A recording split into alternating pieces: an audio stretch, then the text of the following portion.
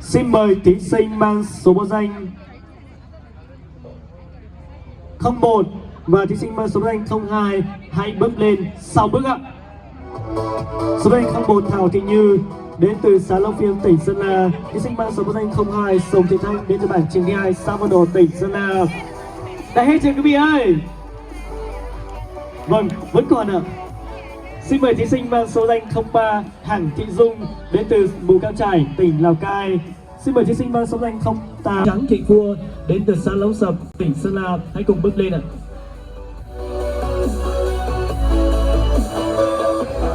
Một, hai, ba, bốn, 5. Như vậy chúng ta sẽ có 5 giải ạ, phải không ạ quý vị ơi? Mời các thí sinh đang di chuyển vào giữa sân khấu một chút ạ. Dạ vâng ạ. Vừa rồi thì ít thí sinh thì chúng ta còn có thể lừa nhau được. Vậy bây giờ có tới hẳn 5 thí sinh. Vậy đây sẽ là giải gì quý vị? Chúng ta có thể đoán được không ạ? Dạ vâng. Xin chúc mừng thí sinh mang số danh 01 Thảo Thị Như, thí sinh mang số danh 02 Sông Thị Thanh, thí sinh mang số danh 03 Hằng Thị Dung và thí sinh mang số danh 08 Lào Thị Ly. Vậy còn 09 đúng không ạ? Vâng, xin chúc mừng thí sinh cả thí sinh mang số danh 09 Tráng Thị Khua. Chúc mừng các thí sinh đã đạt giải. Từ từ đã, để các bạn đoán xem là giải gì đã. Theo em nghĩ là mình sẽ đạt giải gì em? Mình đến cuộc thi ngày hôm nay thì em cũng hát rất là hay. Em có thể suy nghĩ trong suy nghĩ của mình, theo suy nghĩ của mình sẽ đạt giải gì ạ? Lúc này có giải nhất, giải nhì, giải ba, hay là giải nhì, giải ba, giải nhất cũng có. Nhất xong rồi để 3 xong rồi giải nhì cũng có rồi. Vậy theo em đoán là anh rất là lừa. Theo em nghĩ thì mình có thể đạt giải gì ạ? Theo em thì em và mình chắc là giải khuyến khích thôi ạ.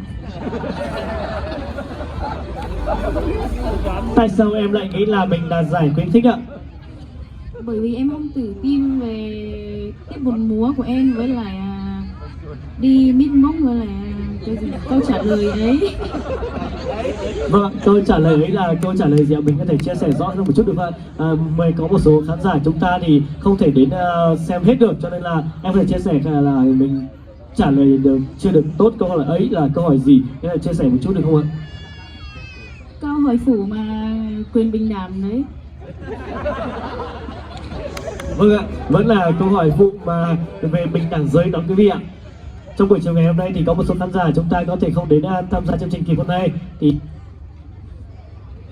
trong buổi chiều ngày hôm nay thì tổ ban giám khảo cũng đã đặt một câu hỏi về vấn đề và tình trạng hiện nay cũng diễn ra khá là phổ biến, đó chính là về bình đẳng giới, phân biệt trai và gái. Thì còn một bạn nữa thì bạn đến từ Yên Bái, Lào Cai đi nhỉ? Bạn hãy chia sẻ một chút là mình nghĩ là mình sẽ đạt giải gì ạ? Vâng, em cũng chưa biết ạ. Em cũng chưa biết đúng không ạ? Theo anh nghĩ thì giải nhất, giải nhì, giải ba. Vậy năm 01, 02, 03, 08, 09 đã đạt giải khuyến khích hội thi Miss Mông năm 2016 ngày hôm nay. Xin mời toàn thể quý vị chúng ta tràng vỗ tay từng lần ạ. Vâng, xin kính mời đồng chí đồng chí Lầu Á Tồng, đồng chí Lầu Á Xanh, đồng chí Giang Á Đàng và đồng chí Sông Áo Váng hãy lên trao giải khuyến khích phần thi nữ thanh lịch năm 2026 ngày hôm nay. Xin trân trọng kính mời các đồng chí.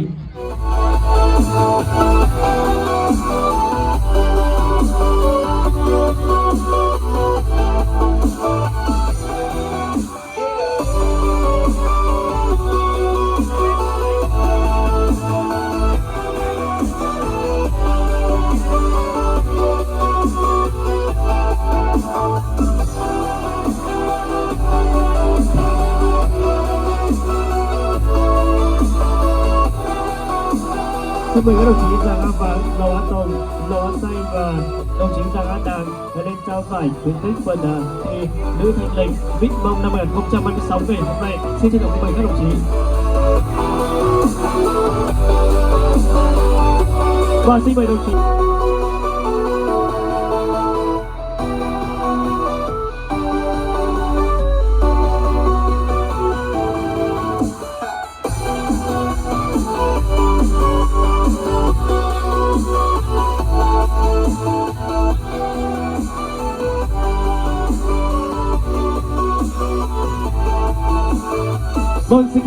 vào tay thật lớn để chúc mừng các thí sinh nữ thanh lịch ngày hôm nay của chúng ta đã biểu diễn với những tiết mục rất là xuất sắc ạ. Vâng, xin trân trọng cảm ơn các đồng chí. Ta bước lên 2 bước điện để chúng ta tránh đỡ run, đỡ hồi hộp một chút ạ. Thấy các bạn thí sinh đang ngồi đấy rất là hồi hộp và rất là lo lắng xem là mình sẽ được giải gì. Và sau đây xin mời thí sinh mang số danh 07 và Thị Nhung hãy bước lên 3 bước đi ạ. Và xin mời thí sinh 06 và thí sinh 04 Vàng Thị Ngọc Liên và Lù Thị Trư hãy lùi lại 1 bước ạ. Vâng ạ. Quý vị có thể đoán giải gì không ạ quý vị ơi?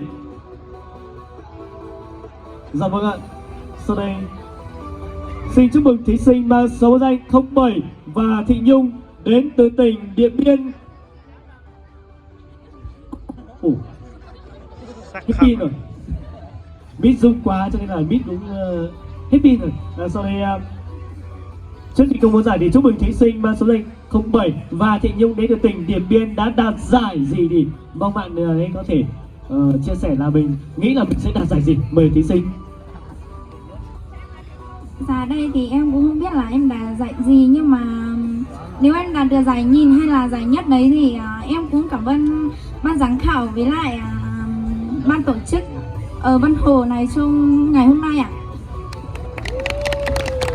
Dạ vâng, xin cảm ơn những suy đoán của thí sinh mang số danh 07 và Thị Nhung đến từ tỉnh Điện Biên đã có những suy đoán về kết quả của mình. Và xin chúc mừng thí sinh mang số danh 07 và Thị Nhung đến từ tỉnh Điện Biên đã đạt giải. Giải gì quý vị ơi? Bây giờ đến lượt quý vị ạ, hô to lên đi ạ, chưa nghe rõ đâu ạ? Giải nhất đúng không ạ? Sai rồi. Xin chúc mừng thí sinh đã đạt giải nhì phần thi nữ thanh lịch Miss Mom năm 2016 ngày hôm nay. Xin chúc mừng. Và xin mời đồng chí Lầu Á Tùng, đồng chí Giang Thị Ích và đồng chí Giang An Đàm lên trao giải nhì cho thí sinh thanh lịch và Thị Nhung. Giải đúc bí thư chi bộ trưởng bản 92 nghệ nhân câu lạc bộ thân cây quận Tầm Bông Vân Hồ cùng lên trao giải ạ.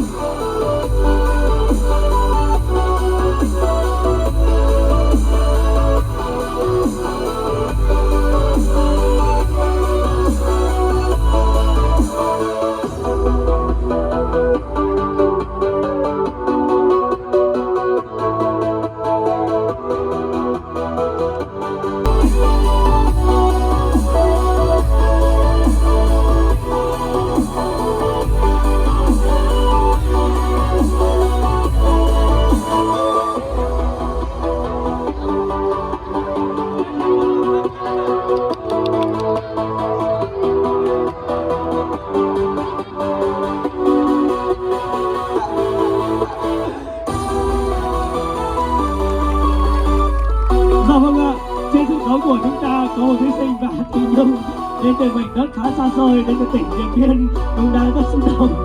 Xin quý vị trong tay một tay thật lớn đi quý vị ơi. Dạ vâng, xin trân trọng cảm ơn các đồng chí, chúc đồng chí mạnh khỏe, hạnh phúc và luôn công tác tốt.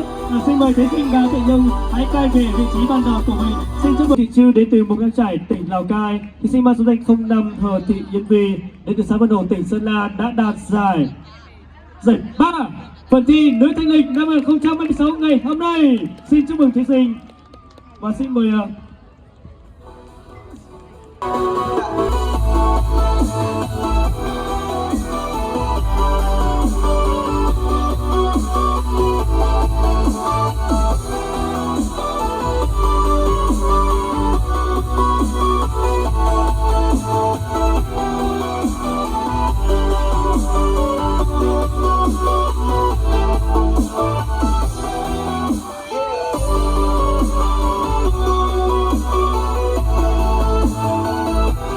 và xin quý vị trong tràng vỗ tay thật lớn đi quý vị ơi.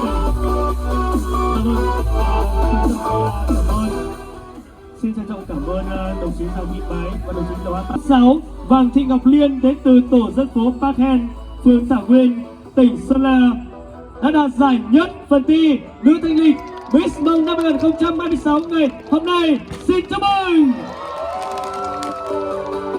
Sau đây xin chân thành kính mời đồng chí Sông An Phán và đại diện Vicorado Resort Restaurant, đồng chí Vàng Á Sứ, Phó Chủ tịch Ủy ban Nhân dân Mặt trận, Phó Chủ tịch Ủy ban Mặt trận Tổ quốc Việt Nam, Chủ tịch Hội cựu chiến binh xã Vân Hồ lên trao giải nhất cho thí sinh thanh lịch Miss Mông năm 2026 ngày hôm nay.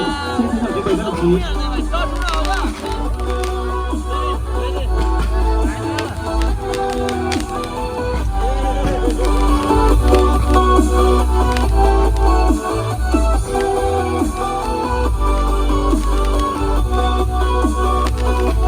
Xin chào các đồng chí Sông Áo Phán. Xin chào các mời đại diện Vicorado Resort. Xin chào các đồng chí và các sứ, chúng ta lên trao giải nhất cho thí sinh thanh lịch Miss Mông năm 2026 ngày hôm nay ạ.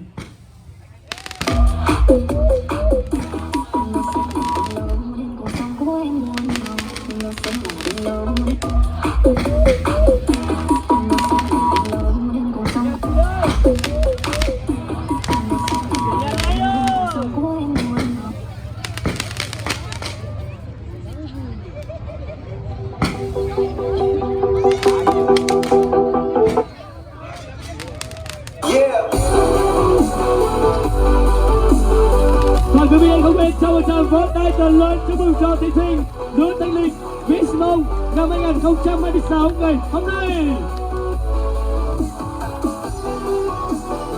Xin trân trọng cảm ơn đồng chí Sông Á Phán, đại diện Vicorado Resort và đồng chí Vàng Á Sứ.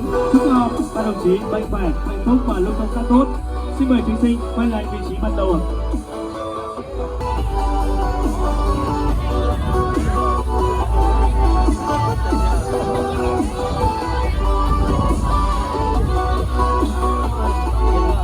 Vâng, xin mời đại diện của nhà tài trợ Lỏi Tươi Farm và xin trân trọng kính mời đồng chí Lầu Á.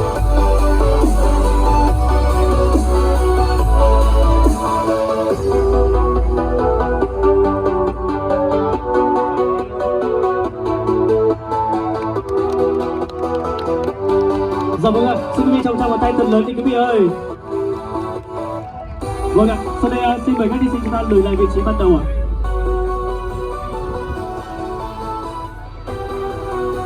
Dạ vâng thưa quý vị thân mến, sau 2 ngày khẩn trương nghiêm túc, trung tâm minh bạch